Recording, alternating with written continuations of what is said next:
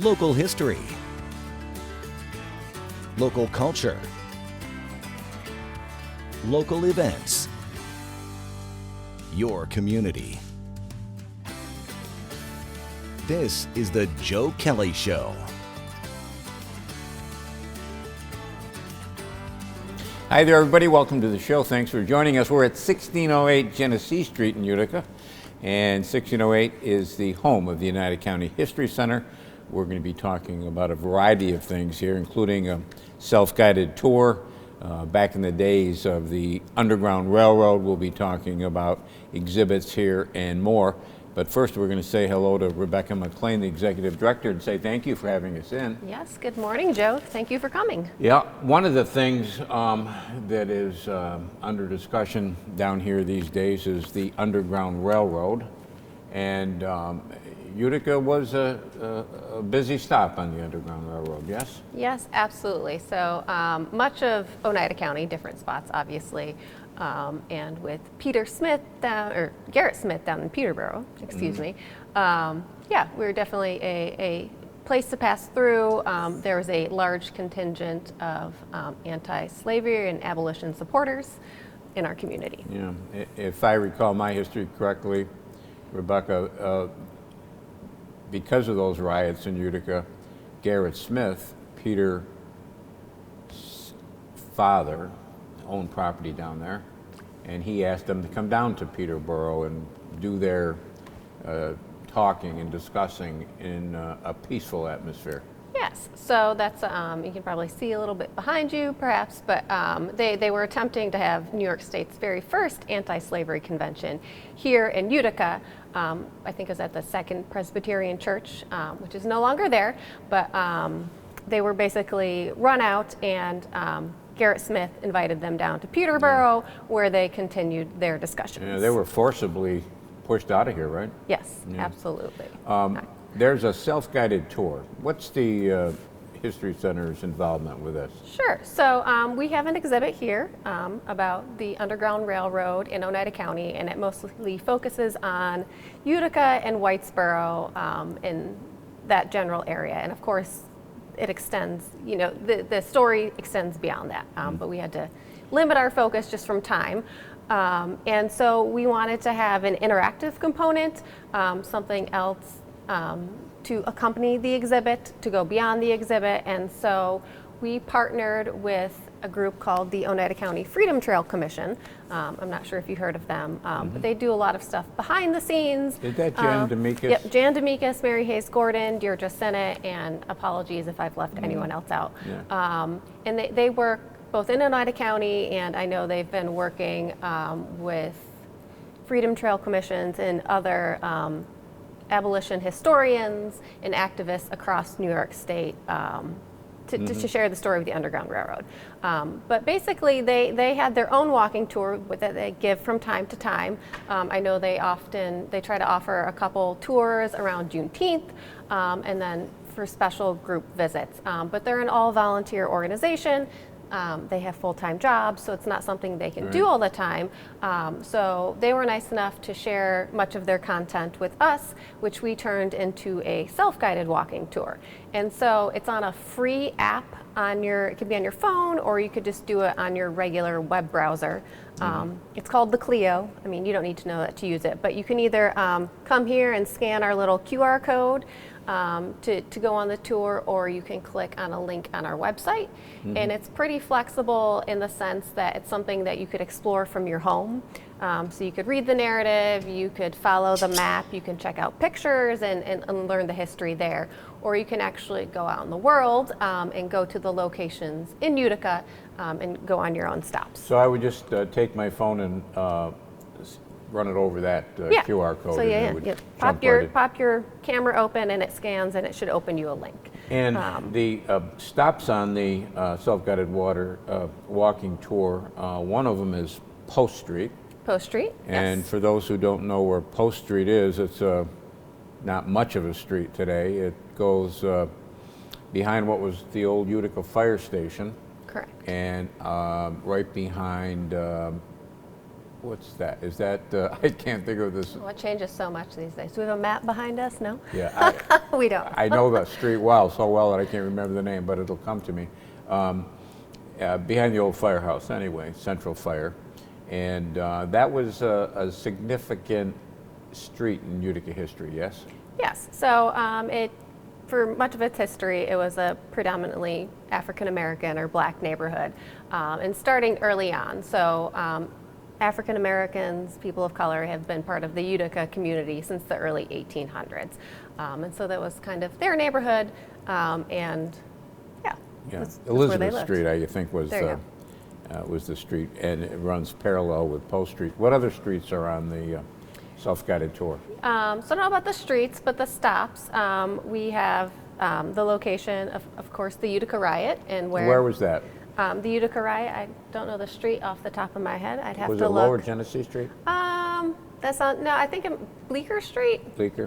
So all kind of in what we think of as downtown Utica today, but where the Presbyterian Church was, and so where they attempted to have, as we mentioned earlier, the first anti-slavery convention. There's also the site of the Utica Rescue, which took place just up the street, kind of near, or not up the street, but around the corner where near where Utica Coffee is today. Yeah, that's what I was thinking of, the site of the riots, but that wasn't. That was the rescue. So that was Judge Chester Hayden's law office, and so the story behind the Utica Riot, I guess or not the Utica Riot, the Utica Rescue, excuse me.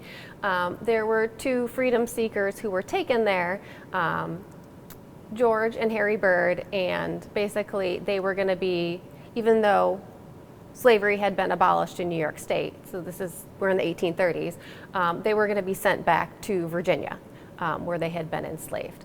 But the people of Utica, or some people in Utica, a contingent from Post Street came over and caused a big hoopla.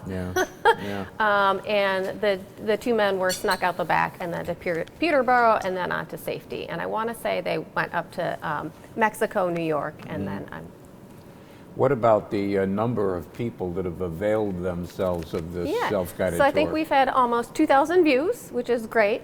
We did launch it a couple years ago, I think 2 years ago, but we've been trying to push it more and remind people that it's there. And we launched a new website last October, so it has a little bit more prominent spot there. And then, of course, sometimes winter might not be the best time for you to go out walking, but if you're brave, right we're now, having with the weather we're having great weather now. Yeah, okay, good. We come back, we got much more to talk about. Rebecca McLain's our guest. She's Executive Director here at 1608 Genesee Street. Short break, right back.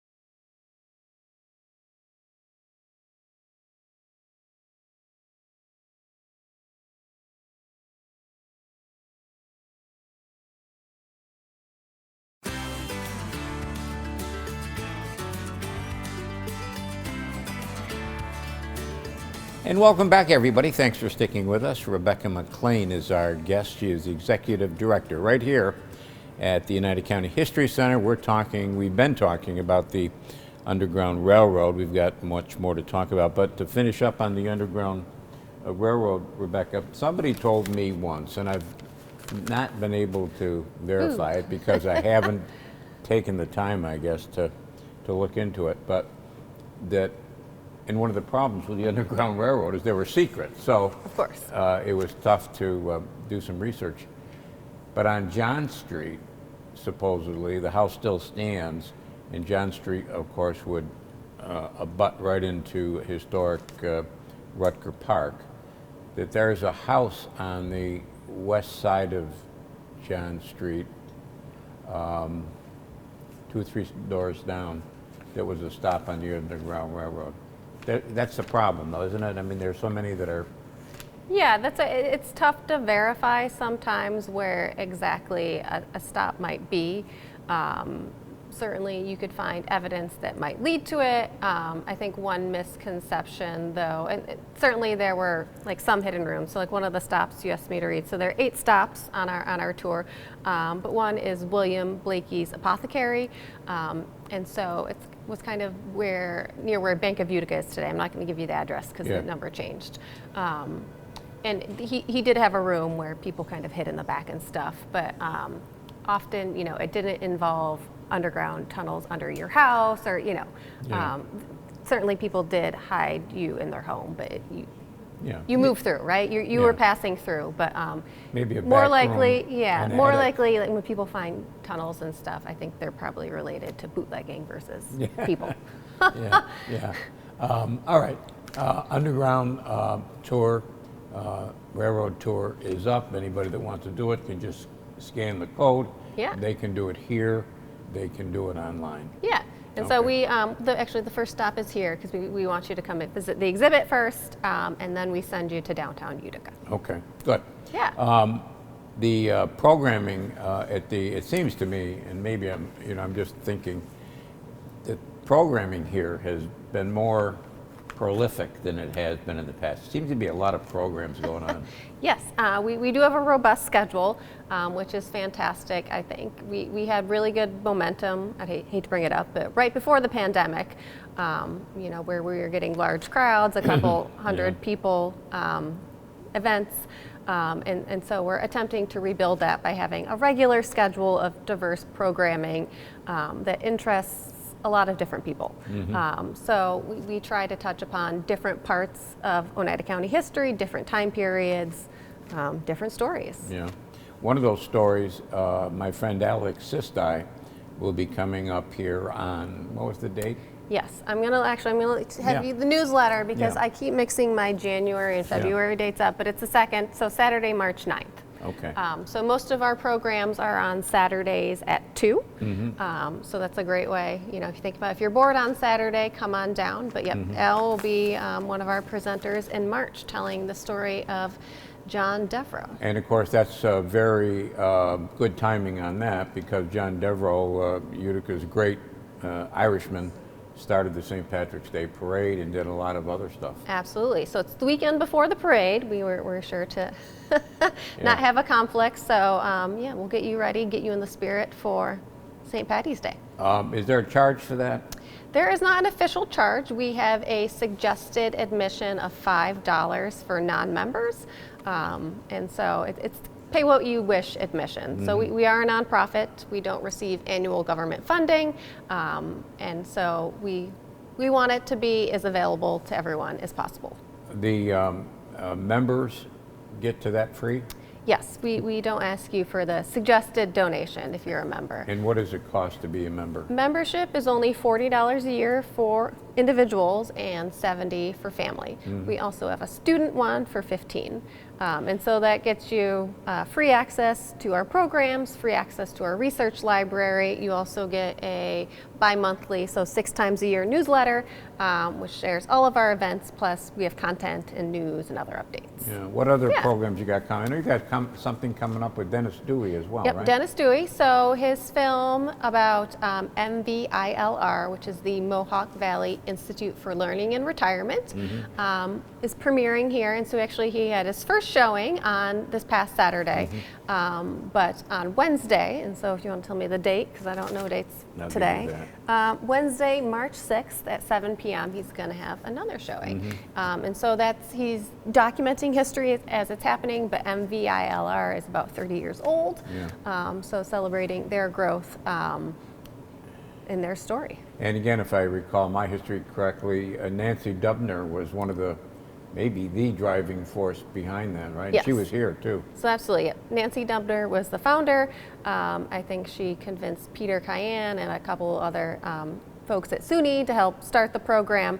But I think it's almost all volunteer run. And so it used to be on the SUNY Poly campus, and now it's on the MVCC Rome campus.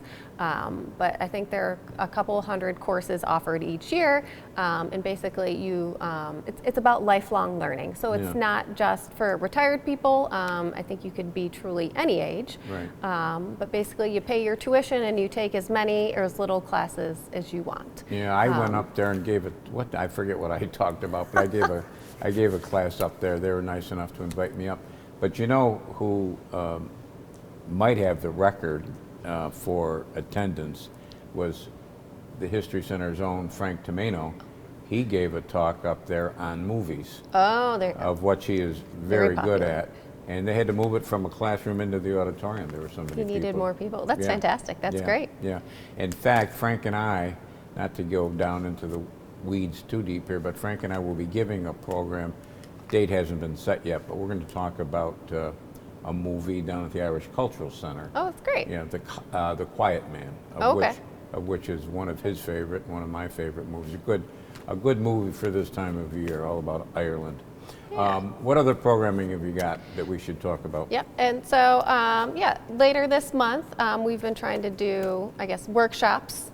So last month we had a Valentine making workshop for Valentine's Day. How was that? Successful? Yeah, it was successful, fun. We had our vintage Victorian Valentines on display. We have a great, so for March, in the last weekend of March, I think it's March 30th, which I will double check, and that's correct. We're going to have a Easter potato stamp or a spring potato stamp workshop too, so all ages, but basically you carve a stamp in a potato and you get to decorate, and then we're accompanying that with our Proctor Easter card collection. So we have boxes from Rachel and Mariah Thomas Proctor, early Easter cards. So to get all ages interested in history. One of the things about the Proctors was they were collectors. They collected a lot of stuff, autographs, watches, thimbles. I didn't know they collected cards as well. I think they collected everything, and their collections are everywhere throughout, I was going to say the city, but Utica, right? Yeah. So I know the Fort Schuyler Club has a nice autograph collection from Thomas Proctor. Of course, Munson has a fantastic collection of White's pottery, their watches. We have a lot of their family papers. And then we were lucky enough to get their holiday cards, so Easter, Christmas, Valentine's, and you name it. So I think we have about 30 boxes related to Proctor family history. When we come back, we'll talk about some other things that are down here at 1608 Genesee Street. Short break, right back.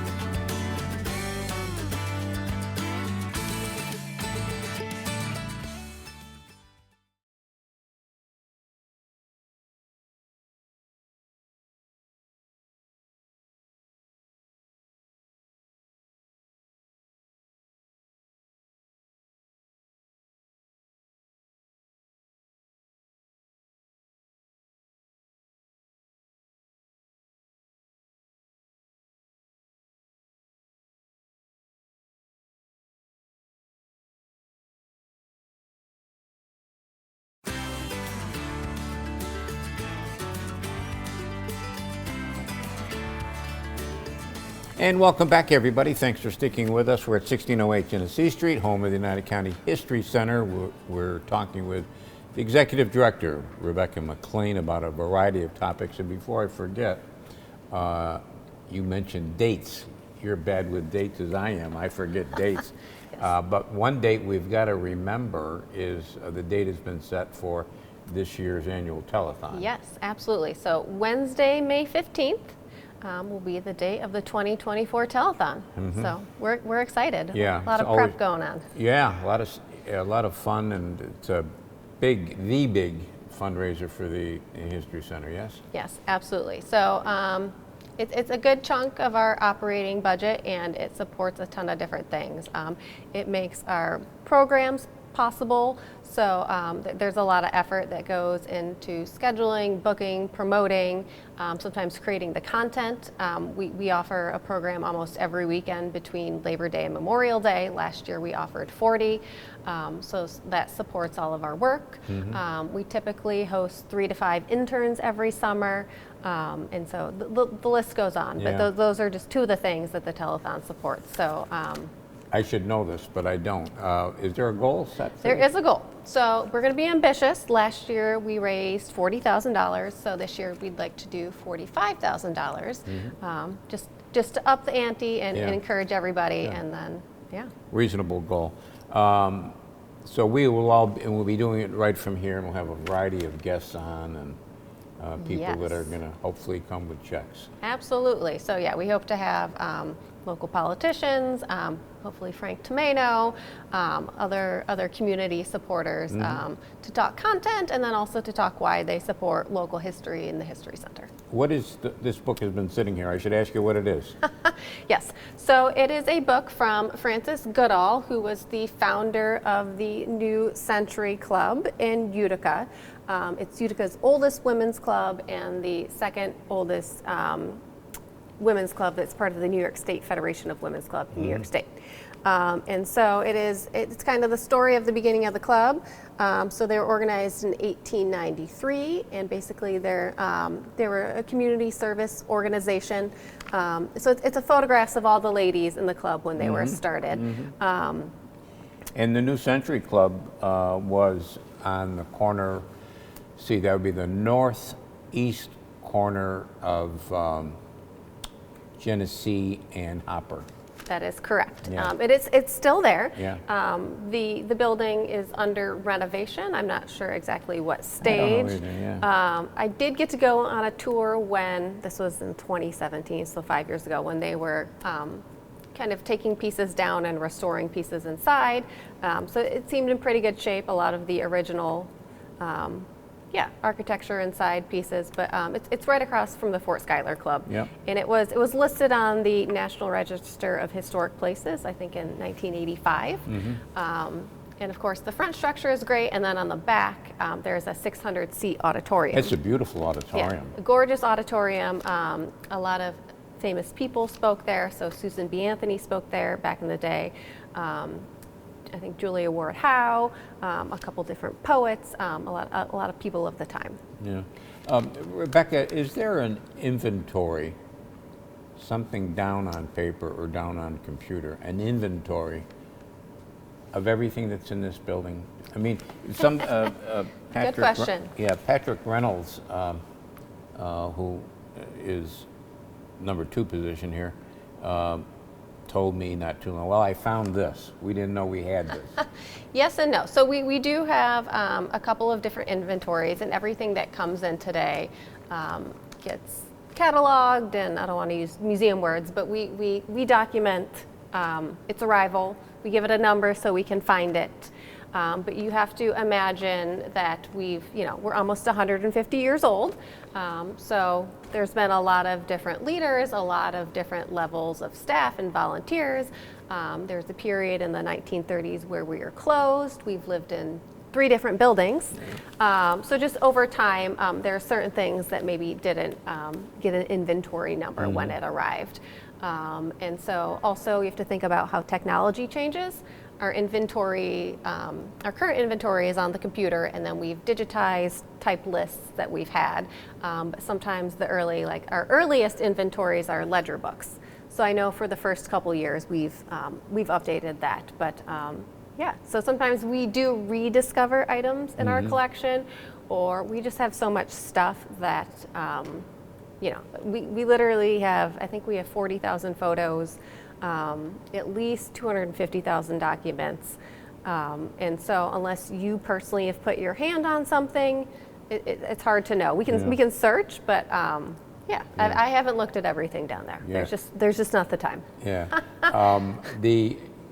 Where's the collection going in terms of the digital world? Is there going to be a time when people could get online and...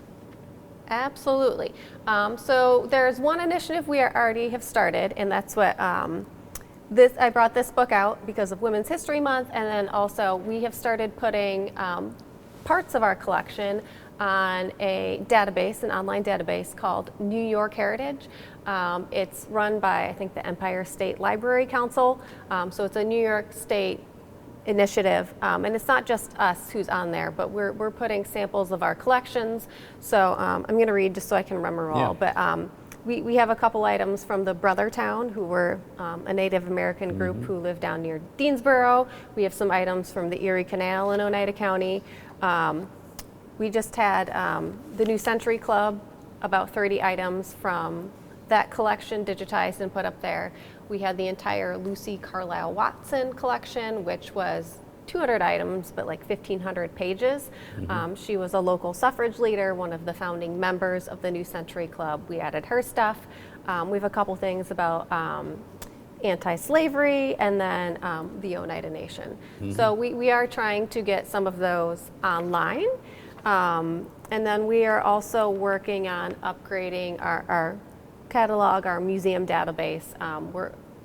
We're upgrading that software, which will eventually hopefully provide online access. Yeah, and your website is? OneidaCountyHistory.org.